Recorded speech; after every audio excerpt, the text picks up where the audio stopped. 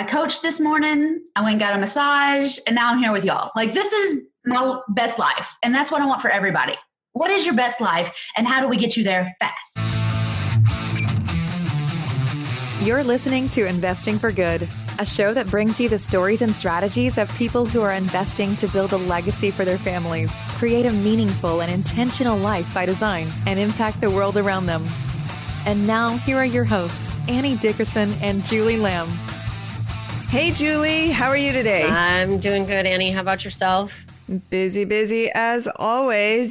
Surprise, my older son is home from school today because his school closed due to a plumbing emergency. Sounds fun. Always good to have the flexibility, though, in what we do so that we can actually I actually had a fun time. We played games in the morning and now he's watching some shows. So it's great to have this flexibility. Yeah. Like you're kind of like weaving work into your mom life and, making it all work. I love that, like about what we do and having that flexibility for sure, because now you don't have to call in sick and waste a sick day and then go back and count how many sick days you have left for the upcoming vacation that you're going on and all of that craziness. So for sure. Yeah. Exactly. Well, I'm excited about today's conversation. Yes. On today's episode, we talk with Whitney Nicely of She Buys It, which Whitney created to help women build a legacy with passive income through real estate investing. Yeah, she drops so many little nuggets. I always like to call we always talk about these little nuggets, but I feel like it's those little nuggets that I've taken away personally from podcasts, conferences, and conversations, networking that have changed my trajectory and changed our path too in terms of growing our business and whatnot. She just drops so much information about various things that she's done in the past and how far she's gone. I think she in 9 months, went from like 1 or 2 homes to 14 homes, which is crazy because I did like 2 or 3 in a year and was like, whoa, that's too much for me. But it was really cool to hear about her strategies around creative financing and how she was able to leverage that to be able to do the 14 homes that she has. Also loved that she talked about lease options, which I think is so interesting from the perspective of wanting to buy single family homes, but not wanting to have all of the responsibility and the headaches like you otherwise normally would. And so she goes into detail about all of that, how it works, what the risks are. And it's a really great conversation. And you'll be able to tell as soon as you listen in. Whitney is fierce. She doesn't go slowly and she's unapologetic. She's sassy and she's got spunk and she's really made a way for herself through all the strategies that she's discovered and she's created and the systems she's put into place and the women she's now helping. Yeah. So she has done just a ton and she's made such a huge difference in this community of women she's put together. Yeah. And I love how at the very end of the show, she talked about how she's, has to live her best life because she's helping other women live their best life. So she needs to live her best life. And I feel like all too often as women, we're just so focused on the hustle and like working and trying to climb the ladder or prove ourselves as women and forgetting and neglecting ourselves. And so she talks about that at the end. And I think that is so important for us women to remember because I think it just makes us so much stronger in everything that we do in our lives as women. So, yeah. Absolutely. You're going to love this episode with Whitney Nicely of She Buys It.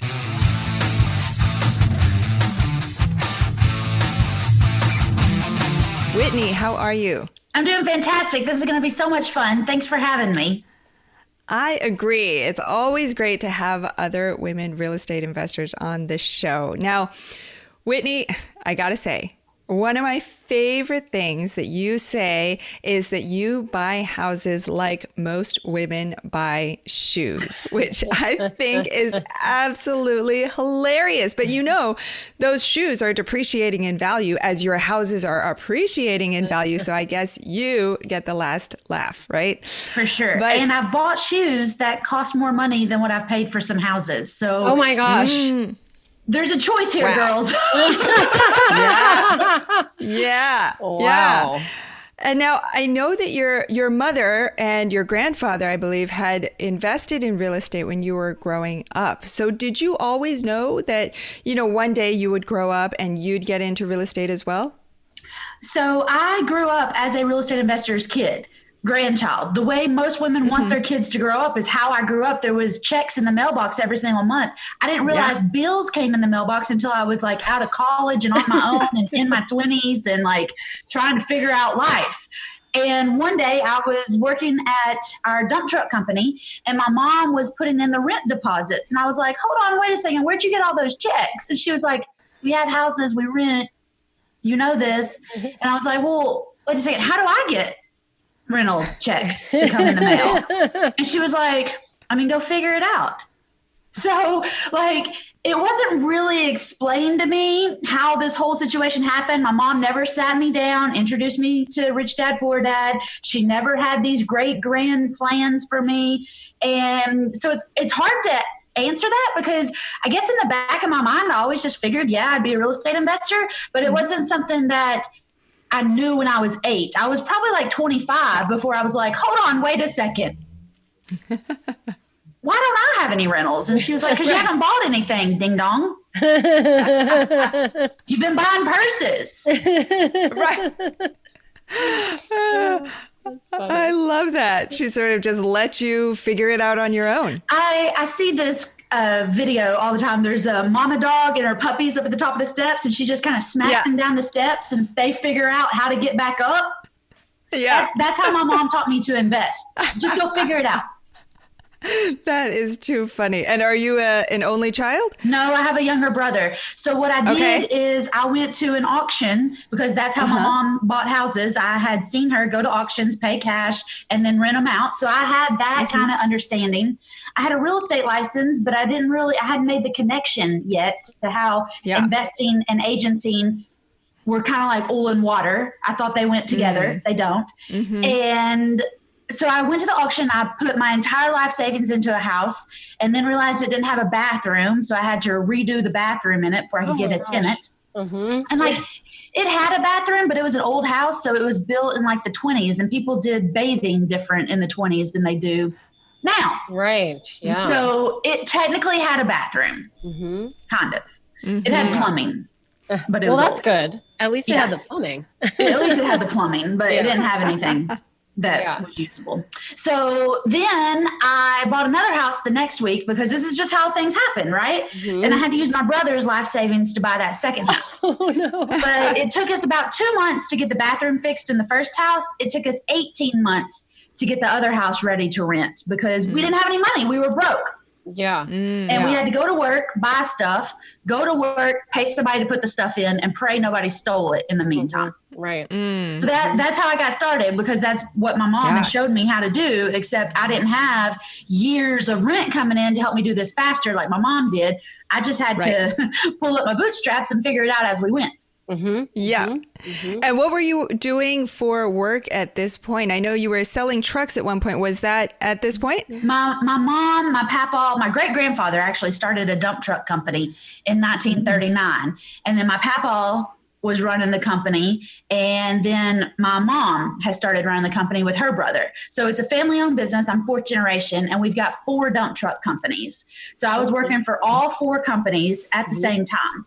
And now fast forward, I have my own dump truck company because of real estate. So it's all come full circle now.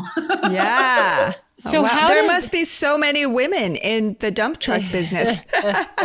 There's less women in dump trucking than in real estate investing. And there's not many of us in investing.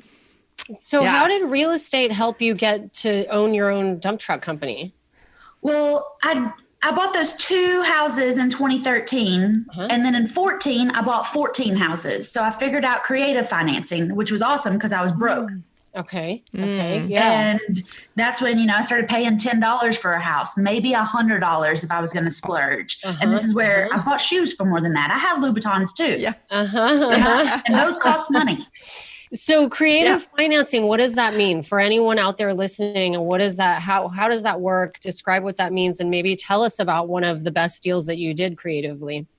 It means I'm not going to the bank, which I've never gone to the bank to buy a house. I do have my apartments through a regular mortgage, but that also came from the houses. So creative financing means you're not going to the bank and you're not using the money in your pocket, which was good because I didn't have any more. Yeah. It means you're taking over somebody's mortgage payment, or you're letting the owner become the bank and finance you the property. Okay. That's creative financing in the most simple terms. And I use lease options, which is a really fancy rental agreement, which also gives me the opportunity to buy the house in the future. Interesting. So I start making payments now and I cash out whenever I can, 5 or 10 years later. And how do you strike up these kinds of agreements with owners? I have 3 rules. We all have some standards when we're dating, right? You got 3 deal breakers. You're not going out with him if this, that, and the other happens. Or you're not going back out with him if this, that, and the other happens, right? So just like dating, in real estate investing, you need some standards. You need some rules. You need some deal breakers. I'm not willing to do this. Yeah. It took me a while to figure out what my rules were, but now I know that I'm not dealing with a house that is listed. There's another agent involved. I'm not your girl, because most agents, even though they technically pass the exam and understand creative financing, they don't know creative financing, and I'm not willing to teach them unless they pay me for that. Yeah. Yeah. So if it's listed, do your thing. Yeah. If somebody is behind on payments, I'm not dealing with the F word. I don't like it. I'm not getting into all that paperwork. It's bad for the trees and my brain. Also, I want the house to be empty. I want nothing but the dust bunnies in there. Yeah. Yeah. Because otherwise you got to deal with all of that stuff, getting it out of there and all of that headaches, right? Yeah. Yeah. Dealing with people's dog schedules. I just can't deal with it. Yeah. Yeah. Okay. It's not the people's schedule that's the problem. It's the dogs.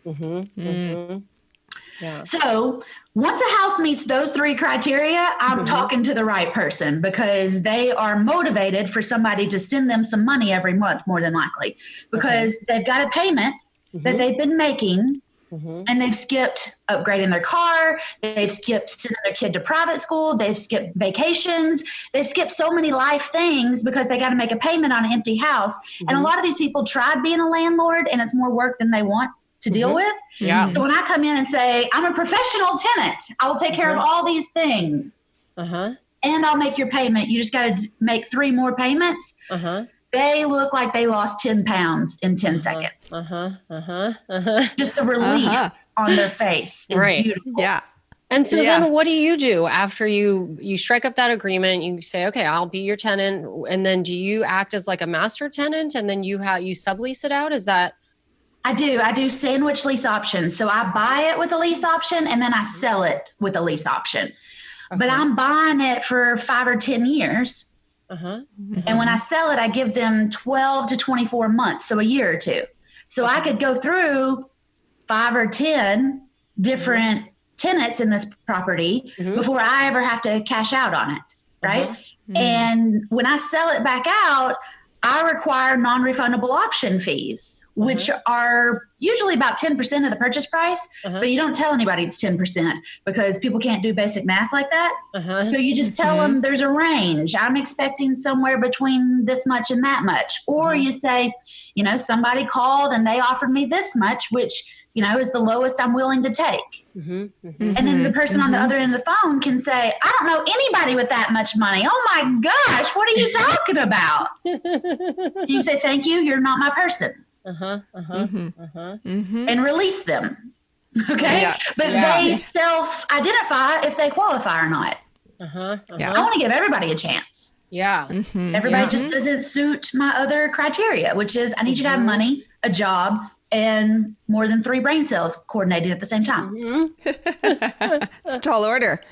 But so speaking of phone calls, so how are you finding these deals? Are you like knocking door to door, or are you calling them? I went door knocking one time. There was an empty house down the street from me, and I kept seeing it being empty. I tried skip tracing it. I tried everything, and everything was just a dead end. And one day on the way home for lunch, there were some guys there mowing the yard. So I just pulled in the driveway. I said, hey, who pays you? And they said, oh, Johnny does. He lives around the corner, like 5 houses down. And I was like, for crying out loud. Are you kidding me? So I went and knocked on Johnny and Shirley's door. I said, hey, I want to buy your house over there. And they said, sure. Yeah. I've been through this before, right? I said, no, it's empty. I live 5 houses that way. Let me make you some offers. Tell me what's going on. So we sat down at their kitchen table. I had a contract with me. My mom taught me to never leave the house without a contract. Some moms teach you to leave without something else, but my mom said a contract. So I had a contract and I signed it that day. The only time I've been door knocking. I got 6 months with no payments because the house was needing a little bit of TLC. So I turned it from a 2-bedroom, 1-bath into a 3-bedroom, 2-bath, and I'll never do that again. Oh, interesting. Okay. That is way too much flipping for me. There's too much involved and it doesn't make enough money fast enough for me. I want houses that don't need any work. But that is the only time I went door knocking. So your question was, how do I find these people? I send out good old fashioned yellow letters that say, hey, I want to buy your house. Call me quickly. Yeah. And how many of those do you have to send out to get how many responses? I send out 100 a week for 10 weeks. So about 1,000 leads. And I'll buy 3 or 4 houses out of that. So, I mean, it's a lot. Yeah. Just to go for 3 or 4. Yeah. But if I make 10 or 15,000 on 3 or 4 houses, and then, I look at the yellow letters as like a kickstart campaign, because once I have those 3 or 4, now I've got Craigslist posts, I've got Zillow posts, I've got bandit signs out, and now other people are seeing me do things. I'm putting it up on Facebook. So now I'm getting leads from all those sources also, and I don't have to send out any more letters. So out of a kickstart campaign of 1,000 leads, I'm buying 3 or 4 houses. Those will double to another 3 or 4. I'll get 6, 8, 10 deals out of one batch just because I got this hurricane of activity going on. And that's why I tell my girls all the time, if you just put bandit signs out, that's like just having a little bit of a rainstorm in the afternoon. Yeah. But if you have bandit signs out and you've got Craigslist posts out and you got yellow letters out and you're posting on Facebook, now you got all the things and it's like a hurricane. Right. And that's what makes a hurricane. It's not just a bad rainstorm. It's all these things happening at the same time. And that's how you end up with 10 houses in a year. Or more. Yeah. And you only need 1 deal a month. Make 10 or 15,000 on it, increase your monthly cash flow $200 or $300. By the end of the year, you've made over $100,000 and you've got $2,000 or $3,000 a month coming in on autopilot. Most women would quit their job. Yeah. Or not and just keep that as do it again the next year and then quit their job. Yeah. Yep. So are you, is that what you're helping people learn how to do with She Buys It, or tell us a little bit about that and how that works. The main objective in She Buys It is women helping women. And some women don't want to hustle. They don't want to do the wholesaling. Now, some women do. And so I've got a course called First Deal Done Fast, where I teach women how to wholesale. I teach them how to do lease options. I teach them how to do owner financing. It's all about houses. It's all about creative financing, just getting in and getting your first deal done fast, because then you got the confidence to go do all the other things. Okay. We've got Apartment Blitz, which is focused on commercial properties, mostly on apartments and small multifamilies, 20 units or less. A 20-unit trailer park. A 20-bay storage facility, 20, 25 units. Most women can go out and find those deals, and it's $100, $200,000. They don't need to syndicate. They don't need to get complicated. They don't need to do anything. They can just do this themselves, right? Which also gives them the confidence to then go out and do the other ones. I love this. Yeah. We've got Private Money Profits, which I partnered with April Crosley on. She's amazing. I adore her. Yes. And that's all about fixing and flipping houses. Because she loves to do that for some reason. Yeah. It's all about borrowing other people's money, because some people have money that they want to be investing, but they don't want to be the main person, right? They just want to know that they're making 10, 12, 8% on their money, which is better than a CD or something like that.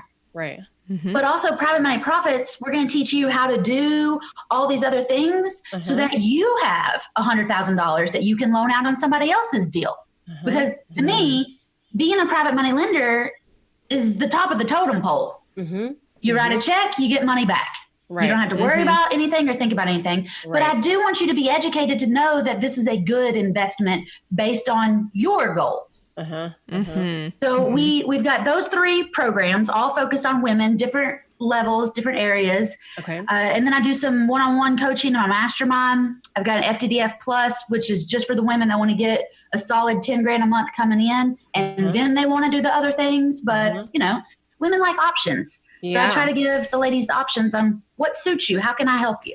Nice. Right. I love it. Right. How did you create that, or what was the sort of thing that, you know, sparked you wanting to create it? I went to a lot of boot camps. I went to a lot of guru seminars, and I was very much in the minority. Yeah. And of the women there, say if there was 100 people, there was 20 women. 10 of those women were there just to be the supportive spouse. Yeah. 5 of those women were probably some ball busters, and they were after it. You know what I mean? Like those women made out, right? Oh yeah. And then there was a handful of us that I thought, you know, I could be girlfriends with you. I could really enjoy doing life with you and making a lot of money. Yeah. Yeah. And I thought, you know, if there's a handful of us, I bet there's actually a lot of us out there hiding. Wouldn't it be cool if there could be seminars and boot camps and places where women could really be women and talk about momming, talk about being a woman, talk about real estate, talking about making money, and have some fun. So that is the whole idea around She Buys It. It is fun, flirty, feminine, and fierce. Love that. Love it. Because we've all got those characteristics, but we want to have fun. Yeah. Yeah. And be a little girly. Yes. I'll tell you, today I coached this morning. I went and got a massage, and now I'm here with y'all. Like, this is my best life. And that's what I want for everybody. What is your best life, and how do we get you there fast? That's it. That's like life by design at its best. And it's what, you know, Annie and I are always talking about. It's what we're working on, how to improve, because as I'm sure you know, when you own your own business, you can get so caught up in just work, and never having time for yourself. Which I would love to ask you about the mindset piece, because I know that was a big thing for you. How did you overcome that? What were the roadblocks? I know also that you were at Tony Robbins UPW earlier this year, which we were also there with you. And I saw all your posts when we were there. And so talk to us a little bit about mindset and some of those roadblocks that you had and how you overcame them. When I started in real estate, I got a coach. And I think it's super important to have a coach, because somebody that can see what you're about to come up against and how they got around it, how they've seen other people get around it is crucial to getting where you want to go before you die. Okay. A lot of us get stuck in trying, where it just takes somebody from, you know, the outside looking in, say, oh, we'll do this, that, and the other, and boom, we're through it. Yeah. So in 2014, I got a real estate coach. In 2016, I got a mindset coach. And it's been all the difference to see what we can actually accomplish. Because you saying we're going to do this and then telling your friends, sometimes that doesn't work out so well. Telling your husband, that's not going to work out so well. Telling your mom and dad, you really need somebody that's going to push you and say, yeah, you can do it. Do this, that, and the other, and then do this and that, and you'll be there. Right. It's huge. And I love Tony Robbins because he represents like just a big, strong man, right? I've actually been to UPW 3 times. And the second time I took my husband, the third time I took my stepson, because Tony is talking about some mindset stuff that I don't think men especially get involved in soon enough or strong enough. Since my husband and I went last March, he has lost 50 pounds. He's become a private money lender himself. He's gotten 2 promotions at work. And it's from, I don't want to say just what Tony Robbins teaches, but from just looking at things and saying, whoa, I can really do this. It's huge. And in She Buys It, in the mastermind especially, so we meet every week. On a group coaching call on Zoom, just like this. And the second week of every month is all on mindset. And my mindset coach teaches it because she does that. She loves it. Like I love real estate. So that's one of the, benefits of being in the mastermind is you get other coaches, not just me. I will tell you, I don't know everything there is to know about mindset or real estate. Pretty good about a couple different things, but an outside perspective, even if they say the same thing as I've been banging my head against the wall saying, sometimes it makes all the difference. So I recommend coaches and coaches and coaches. In October of this year, I joined 2 masterminds myself, which both came with additional mindset coaching. Because it's so crucial.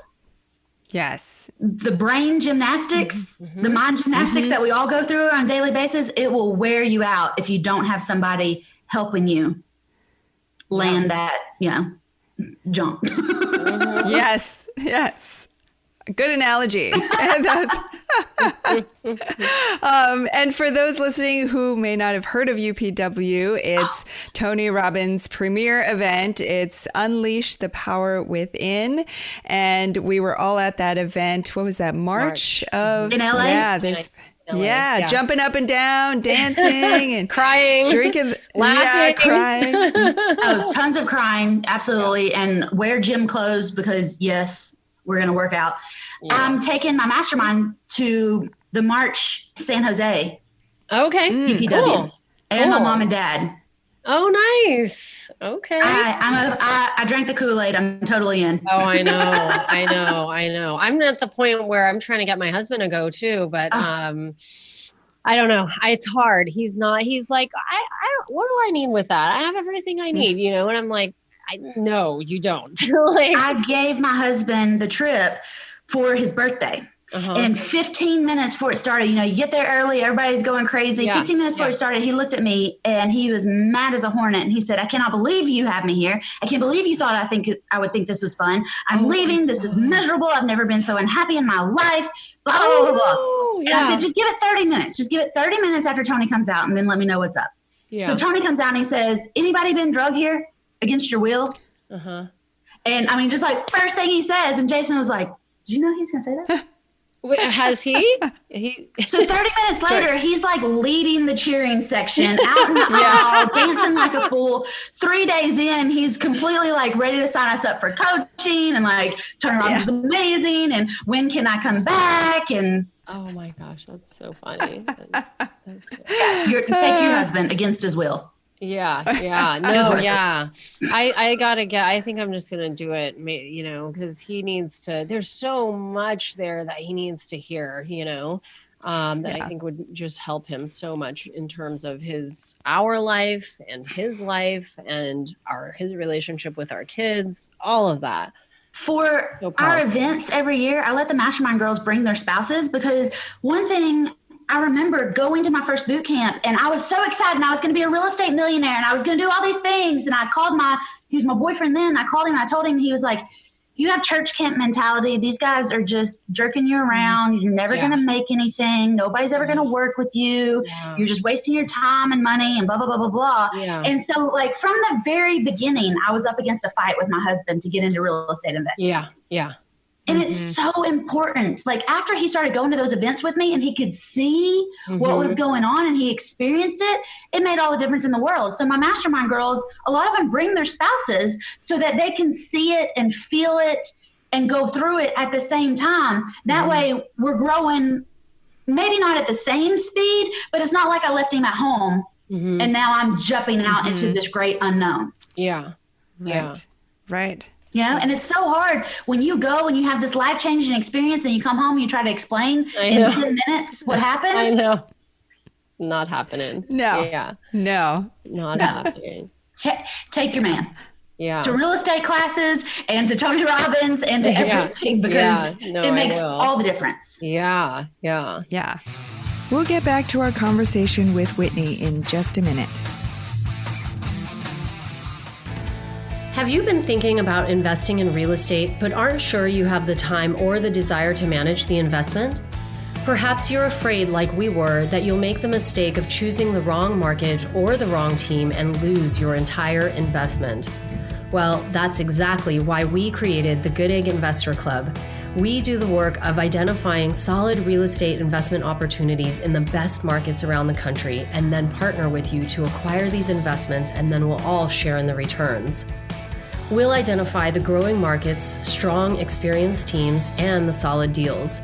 We do all the heavy lifting of managing the tenants and the renovations, and as a passive partner, you get to enjoy all the benefits of investing in real estate, monthly cash flow, long-term appreciation, and the ongoing tax benefits.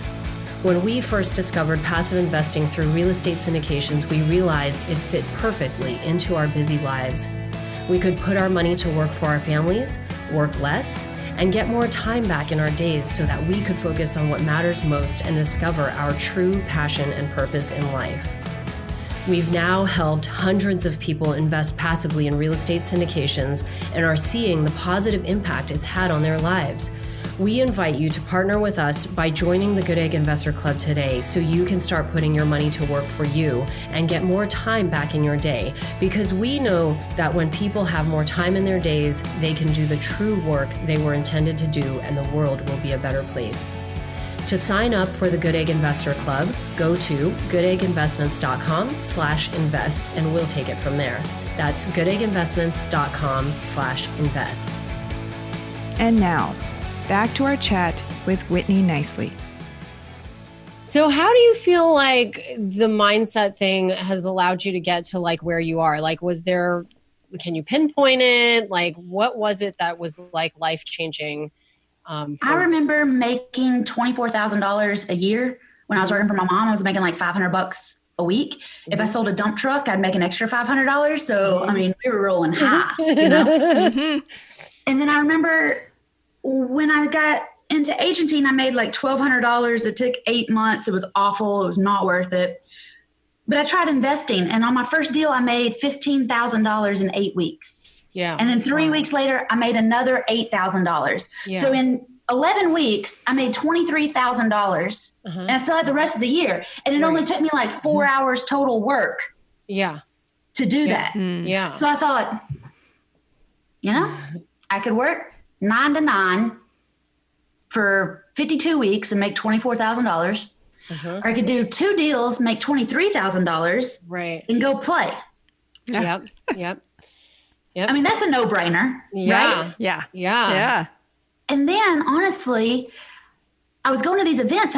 I was seeing what the guys were selling coaching for, and I thought, I know what they're giving. I know how much access you have to them. I said, you know, I could teach women how to do this and charge less. And then I'd make more. And I'd get to help more women, and they wouldn't have to go through these guys anymore. Right. Yeah. So that's what my mindset coach actually helped me with, is to get into coaching, because I never thought I could coach. I've only been doing deals for like 5 years. Who's going to want to listen to me? These guys have been doing it for 30 years. But you don't have to be 30 years in it to be able to help somebody.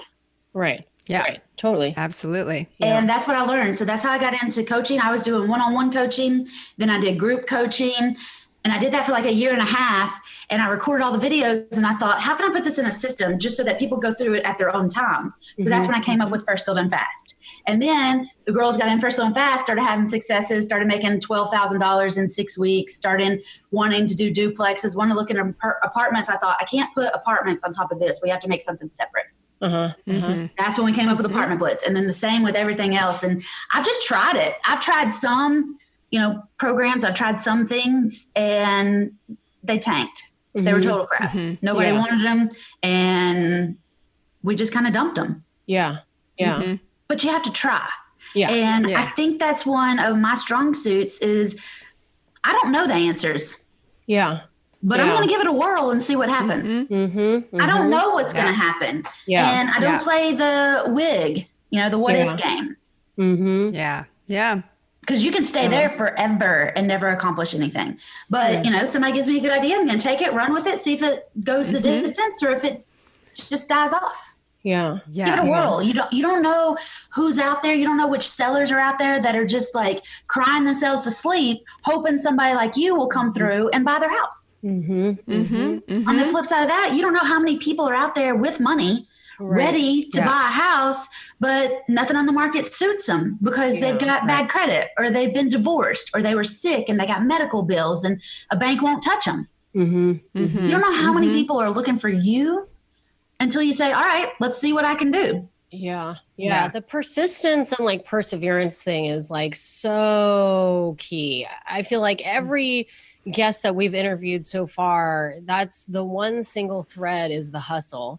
And without the hustle and without that perseverance and that commitment to wanting to find the answer to that will lead you to freedom and success is the thing that drives every single person that we've interviewed.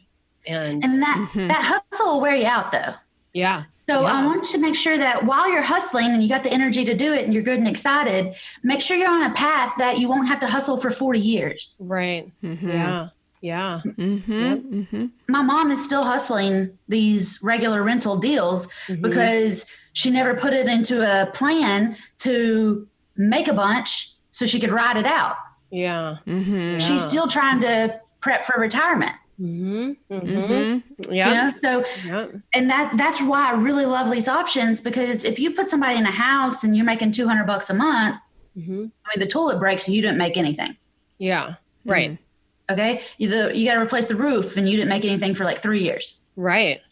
Yeah. But if you have a lease option and you have a tenant buyer in there, they gave you $10,000 or $20,000 to move in. Well, now you got a nest egg just right off the go. Yeah. And you do one of those a month for 24 months. Now you got 24 houses in 2 years. Do you feel like lease options are more popular in some areas than others? Or like what makes lease options attractive to tenants? I think the last time I saw a stat, it's like 65 or 75% of Americans can just go get a mortgage, which leaves, I mean, almost darn close to half that don't qualify. Don't qualify, quote unquote, by normal standards that haven't even been around for 100 years yet. I mean, mortgages are like the new kid on the block in terms of like financing and buying houses and stuff. Right. People have been doing owner financing since Jesus was here. All right. I own something. I'll let you make payments and it'll be good. Right. So creative financing is just going back to like real estate. Without all these complications and problems. We think it sounds complicated because it's not the way we've been taught and brainwashed by the government for the last 93 years. So lease options fit a lot of people. It's just not mainstream. And even, you know, when I put a lease option out there, if I advertise it as a rent to own, I'm going to get a lot of people that say, I got $800, I can move in tomorrow. Yeah, well, sorry, it's a lake house. Not letting you move into my lake house for $800. That don't make any sense. And so you're looking for people and you have to, you know, train them and you have to really look for them. And, you know, just like when I send out 1,000 yellow letters and I get 3 deals, I might talk to 100 people to get 3 that fit my standards. Everybody doesn't qualify, but everybody doesn't like the houses that I get either. So there's a need out there for these deals. And as long as people are, you know, living and breathing, they're going to be getting jobs. They're going to be losing jobs. They're going to be getting sick. They're going to be getting divorced. They're going to be going through life situations, and they're not always going to qualify. Quote unquote, qualify. Right. To buy a house, but they're good people that need a second or a third chance. Or, I mean, small business owners, most small business owners don't qualify, quote unquote, qualify for a mortgage. It's too risky. If their business tanks, their income tanks. So they can't get a mortgage. But they have money and they want to be a homeowner. So I set them up in a situation where they can live in a house, they can improve the house if they want to, and they can get a mortgage as it suits them. They can show that they made payments. They can work with out-of-the-box mortgage broker at that point who can see that these are good people that just need a little help. Do you have property management on these homes, or do you manage them? I manage them. I'm the broker for Whitney Buys Houses. So when I manage them, though, I have 30 days. If something breaks, let me know. Otherwise, pretend I'm the bank. You're not going to call the bank when the toilet gets clogged. You're just going to fix it. So go fix it. Okay. This house is in good shape. I'm selling it to you as is. I've had one person call and say, hey, this dishwasher makes a loud noise. All right, fine. You gave me $15,000. I'll get you a $300 dishwasher. Right. Yeah. Okay. Calling me on day 29. Yeah. Right. Whatever. They left in like 6 months anyway. So yeah. It's fine. And most of the time, last time I counted, I've done 72 of these deals. Okay. And 2 have gotten a mortgage. That means 70 people have been through my properties, and 70 different times life has happened. Most of the time they leave before their 12 or 24 months are up because they got a divorce, or oops, now they're pregnant, or yay, now they're pregnant, or the wrong one's pregnant, or, things happen. I had one lady called me. She gave me $40,000. And she said, I'm going to move to town. I'm going to get a job. It's going to be amazing. I'm going to pay you 6 months rent in advance. She called me on the 7th month. She was like, hey, do I have to pay you this month? And I was like, yeah. She said, I didn't ever get that job. And I was like, what are you going to do? And she was like, my sister just bought a great house in South Carolina. I think I'll just move to South Carolina with her. Give me $40,000 and left in 6 months. Oh, nice. Nothing about the house, nothing about getting the mortgage, nothing about anything except her sister had a really nice place. Just go live with her for a while. Right. Oh my gosh. That's crazy. Yeah. I can imagine, though, that something like that could turn out very differently, right? You're dealing with these residents and you're doing the property management yourself. I can imagine that she might have come to you and say, oh, I have to pay rent on this 7th month. And you say, yeah. And she goes, well, I don't have the money, but I'm not moving out. Right. Have you ever had those types of situations? Yeah. So that's what's great about a lease option. You just evict them. Yeah. And then you still just keep the money. You still keep the money. Yeah. And it takes 2 or 3 months to evict them. But if you had owner finance in the property, then you have to foreclose on them, which could take a year to 2 years. Right. So in the grand scheme of things, 3 months, and they gave me $10 or $15 or $40,000 to move in. So I have their money to make my payment while I'm evicting them. Right.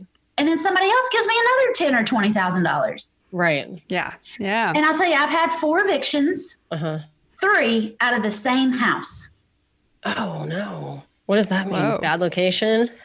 I don't know if it's blessed or cursed because I've made like $50,000 or $60,000 on this one house. I've got $10 invested in it. I've made monthly income, but I've had more evictions there than any other house that I own. Oh my gosh, that's crazy. So I don't know. Yeah. I had another house that was the very first one that actually got a mortgage on the same street as this house. So it's a good area. Yeah. Wait a second, because you said you had $10 invested. How is that? How is that possible to get a house with just $10? I like you said, I'd buy shoes for more than that. I mean, at Target, they're more than that. Right. You don't even have to get a Louis Vuitton to spend more than that. Right. So you have to put money down. You have to have a secured interest in the property. But to my knowledge, nobody says it has to be a percentage. Now, naturally, your agents and all these people, they want you to put a certain percentage so you've got more skin in the game. But it just says that you have to have a vested interest. You can put $1 down. Some of my girls put $1 down on paper and then don't actually give them the dollar. I give them a $10 check. And I keep a receipt of where they cashed my check. I'm invested. Wow.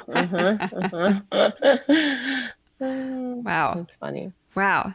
That is, I mean, you're right. It's a long-standing strategy, but one that we've gotten so far away from that it just seems so foreign to people that it seems risky. But when you talk about it and you talk about, it's just people dealing with people and, following simple rules, it seems like a very, very good strategy.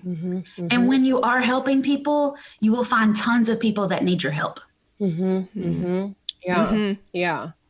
So when is you're this truly something helping people? Is this something, the lease option strategy that you teach in the program? Yes, this is what I teach in First Deal Done Fast. I'll tell you that most women, when they come into First Deal Done Fast, I say that too fast sometimes, First Deal Done Fast, when they come in, a lot of them get a wholesale deal and they make, $7,500, $10,000 just, you know, and then they're like, woohoo, because First Deal Done Fast is expensive, but you get what you pay for. Yeah.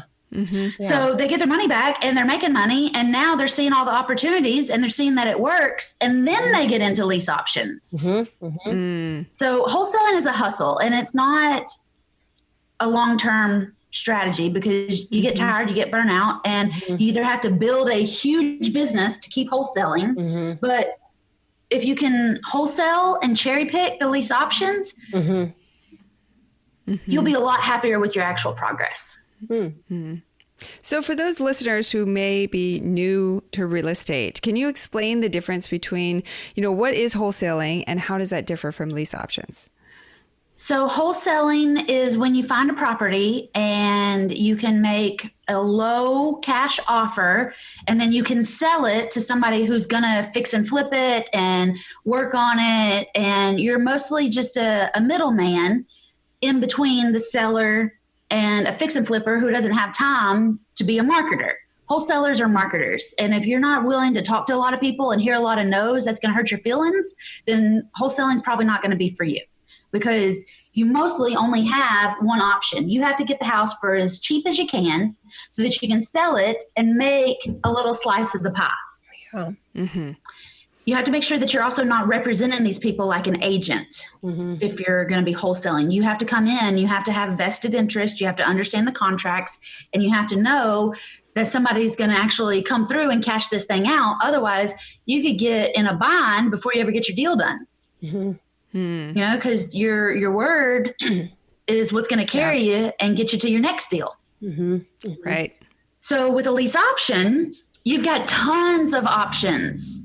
You've got tons of different ways that you can buy this house, tons of different people that you can help. Because if you talk to somebody who is not living in their house and they owe $120,000 on it and it's worth $130,000, your wholesale cash offer is probably like $65,000 or $70,000. Well, nobody's going to pay $50,000 just so that you can make $5,000. So that's where this lease option comes in. And First Deal Done Fast, I teach the ladies to make 3 offers. Yes, please make that low cash offer because everybody else is going to make it. You might as well make it too. But then say, don't throw me out after I make this first offer because I have a third offer that I want to talk about. And it's going to be the absolute maximum I can give you, which is maybe $125,000. You owe 120, it's worth 130. I'll give you 125, but it's going to take me 10 years to pay you off. I'll make the payments and do all the repairs and everything that you need in the meantime,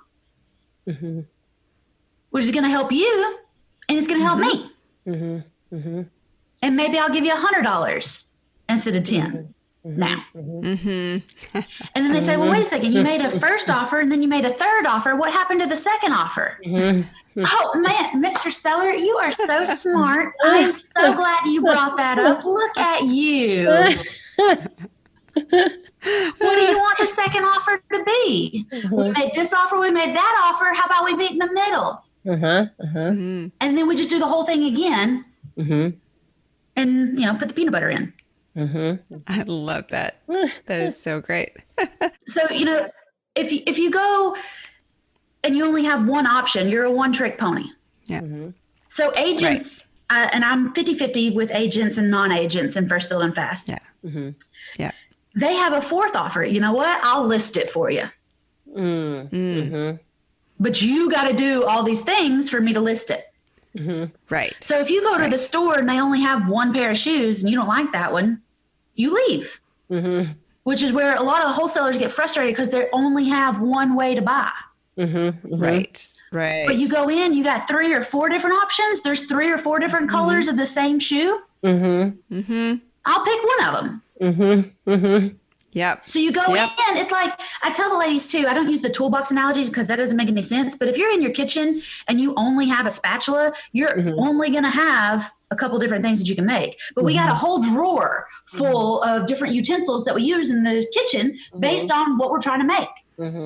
It's the same in your makeup bag. You got different brushes for different situations. Yeah. Shouldn't you have different options when you go to buy a house too? That's so smart, because I think that negotiation, that conversation is what's so intimidating to not just women, just people in general, having that conversation. You said it absolutely right. It's the conversation. If you think about it as a negotiation, now I'm thinking about, I got to be buttoned up. I got to be in a boardroom. I got to be blah, blah, blah, blah, blah. But if it's just a conversation, we're going to have that naturally in the grocery store anyway. So think of it as a conversation. I'm trying to help you. You're trying to help me. We're on the same team. Yeah. It's a conversation. It doesn't have to be something scary. Yes, absolutely. You're right. Well, with that, shall we transition to the impact round? Let's do it. Let's do it. All right. So we're going to ask you 3 questions about investing for good. We call it the Investing for Good Impact Round. So the first question is, what are you doing to invest in yourself? So what are some ways that your investments are currently serving you? My investments are currently serving me because right now I'm in Florida. I'm based out of Knoxville, but my husband works in Florida. So 1 week a month, I get to come hang out with him and not worry about everything. My rent is paid by the 5th of every month.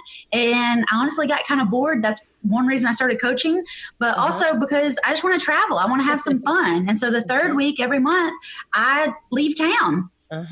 And I go get massages, I go horseback riding, I go see the manatees, I go to Busch Gardens, I do whatever I want to, and I have fun. Because if you're not having fun, you're not being a human being. You're not living. You're just work. You're not a machine, ladies. I know. Gosh. Have some fun and let this, while you're hustling, I didn't do that while I was hustling up deals, okay? But I've got 15 houses now. I make a good income off those houses. I've got 19 apartments. We make a good income off those apartments. I coach, all right? But I'm helping women live their best life. That means I have to be living my best life also. Absolutely. That's right. We were just talking about that with our mindset coach yesterday, and we need to be able to lead by example. And that's something that Annie and I are still working on, instead of trying to just hustle, trying to figure out that work-life balance. And right now it's very popular to grind and hustle and work. But for 2,000 years, women came together and hung out and got everything done together. They raised the kids together. They did the groceries together. They did everything together. And now, it's like Tony says, we get in our little box, we go to work, we get out of work, we get in our little box, we go home to our house box, we sit in front of a box and we play on these little boxes and we're so together. But it goes against being a human. Yeah. You have to have fun. You have to enjoy. You have to rest. You have to go get a massage on a Wednesday. I know. Yep. I know. Oh, love and it. You can do it. I love it. That's how I invest in myself. Love that. Love that answer. And to everyone listening, please take time for yourself. It's so important. And do not allow the guilt to take over and make you feel like you are not doing anything on that day, and therefore you're not getting work done, because you are going to get so much more work done on the other days that you are working. But so important. So I agree. That. All right. Second question, investing in others. What's one hack that you can share, investment strategy or something similar, like it can be a life hack or something that you can share with the audience that would help them move the needle in terms of, helping them find financial freedom, through investing or otherwise? Something that you wish you would have known, maybe a small little thing that can just kind of change the trajectory of somebody who's maybe starting their investment path. I like to set goals.